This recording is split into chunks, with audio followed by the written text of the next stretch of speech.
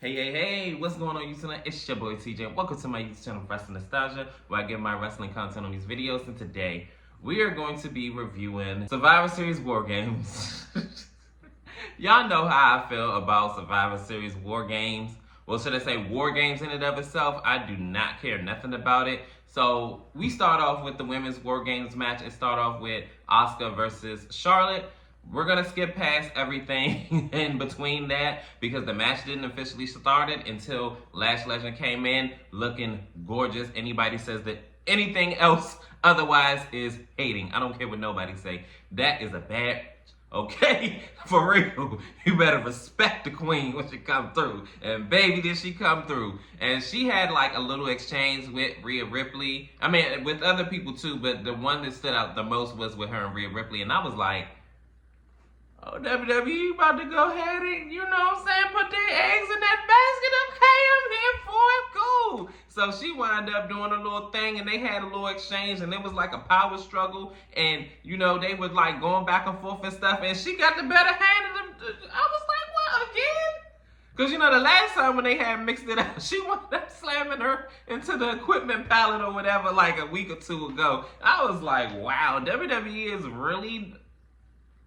I'm like, okay. Y'all doing this for the black women title. What about the black man? What about the black man? Go ahead and start pushing Carmelo a little bit more. Don't say the damn start and stop. Keep going, okay? I already knew he wasn't going to win that whole John Cena at the time is last time is now, whatever they calling the gimmick match or whatever for his retirement match. I already knew he wasn't going to win it, but it would have been good for the culture though. But hey, one can dream, right? Anyways, she wound up having a little mix-up. I remember, like, somewhere down the line, Nia Jax had, like, got involved, and she was like, oh, ain't no rib tie tonight, baby. More like short ribs. You ain't about to, not my girl, you ain't hitting that move tonight. Not on this one. So they wind up, like, jumping her or whatever. Let's just go ahead and skip on to the last half of the match. So after Asuka was trying to miss one of the opposing teams or whatever, her opponents, she wound up, I think it was Charlotte that she tried to like spray the mist on or whatever, and it did not work. It wound up hitting Lash Legend, and I was like, no, not my baby, not my baby. But no, she wound up getting misted. Long story short, Io Sky wound up jumping, you know, did her, you know, jumping on the top of the cage with the trash can or whatever. Everybody laid out except for Becky Lynch. Becky Lynch all like, it's me? Yes, you babes. So she tried to escape the cage and Charlotte was not having none of it. She said, baby, you gonna take this woman and you gonna take it now. So she wound up getting hit with the DDT by Alexa, and then she wound up getting put in a submission hold by AJ Lee, and that is your winning team. So it wasn't a bad match. It was fair. It was actually pretty solid, honestly. And for real, it was actually better than last year's. And, you know, my girl Naomi was involved in that. And it is what it is. That's just my opinion. But hey, that's where we ended it off. We're going to see where everything goes and, you know, the fallout after this. Looks like, if I'm not mistaken, I may be wrong, they may be heading to a WrestleMania program between Becky Lynch and AJ Lee. I don't know, but you gotta see how everything play out.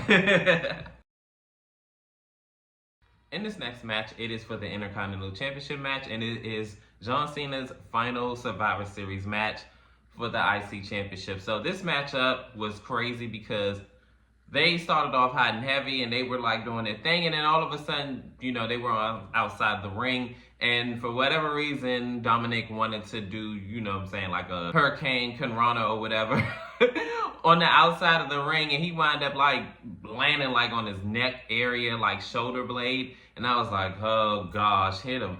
We're gonna end it like this? This is what we really doing?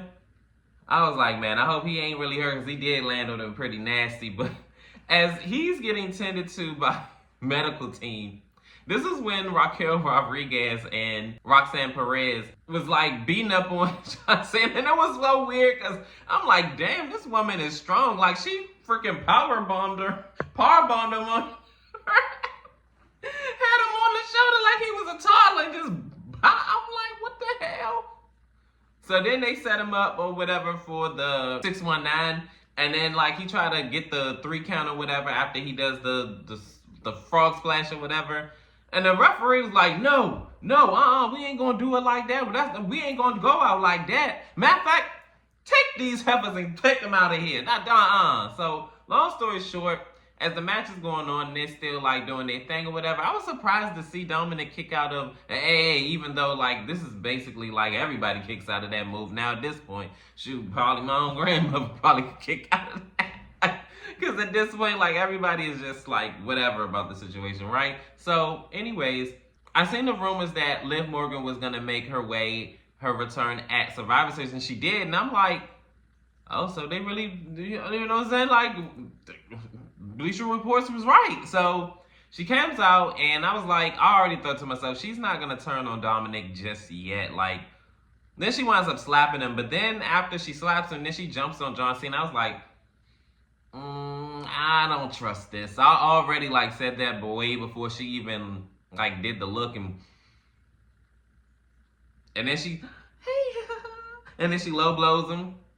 And then she wound up getting him set up or whatever. Then he wound up getting hit with the 619, and then she wound up hitting him with the Intercontinental Championship belt. Frog Splash, 1, 2, 3. Your new WWE Intercontinental Champion is Dominic Mysterio. Yes, it returns home to, you know, the dirty one himself. Hey, that's what he called himself, Dirty Dom. So he won it. And what's so crazy is I know for a fact now that Gunther is going to win that tournament.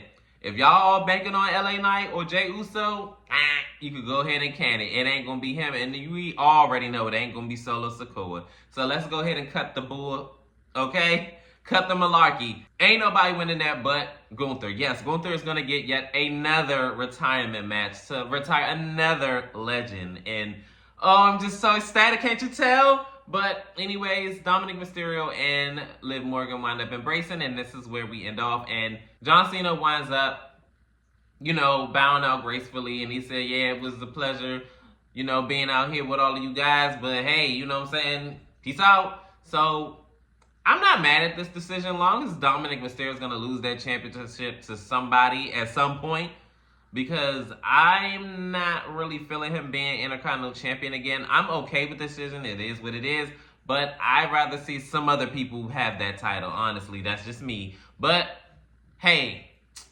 we're going to have to go ahead and move on to the next one.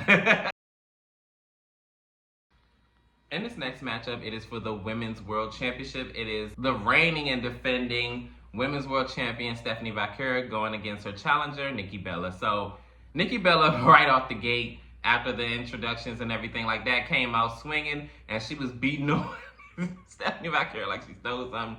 And she was just like going in. And then, like, eventually, Stephanie wound up, you know, reversing it and everything like that. They had a pretty decent back-and-forth match, actually. This match actually was better than the Becky versus Nikki Bella matchup at Clash at Paris. Or should I say, was it Clash at Paris? I think it was Clash at Paris. Comment down below if I'm wrong. So anyways, they had, like, a cool back-and-forth or whatever. And actually, it was actually pretty decent.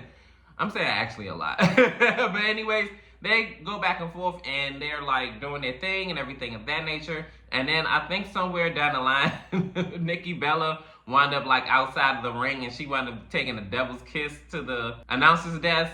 And then she wound up doing it again, like inside of the ring. But before I get there, I remember she kicked out, Nikki Bella did, out of the SBV or whatever, how, you know what I'm saying, how you say it, that maneuver that she does, where she does like a backbreaker like type of maneuver, and she kicked out. And I was like, okay, she really ain't come to play. She really won that Women's World title. But anyways, she winds up getting hit with the corkscrew moonsault, I think it's called.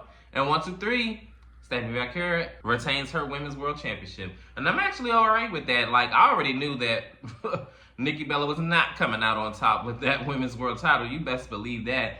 They look like they are taking Stephanie Vaquera seriously, and they're putting their eggs in her basket, and they're gonna push her to the moon.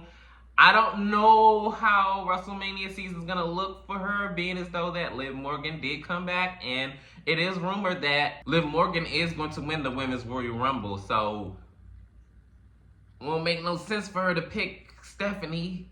You don't really have a whole lot of history behind, there. And then it definitely won't make sense for Liv Morgan to pick Jade Cargill. She's definitely gonna lose. They're not gonna let her lose this soon in her reign against no Liv Morgan. Are you kidding me? Be so for real. So I don't know where they're gonna go with this, and I think they're gonna pull a Rhea Ripley and have her, somewhere in the beginning of the year drop the title, unfortunately, because what storyline is she gonna, who's gonna be a WrestleMania opponent? But hey, comment down below to anybody, comment down below who is gonna be Stephanie Vaquera's WrestleMania opponent. I highly doubt it's gonna be Liv Morgan. So I don't know where we're gonna go with this, but we have to wait and see how everything play out. And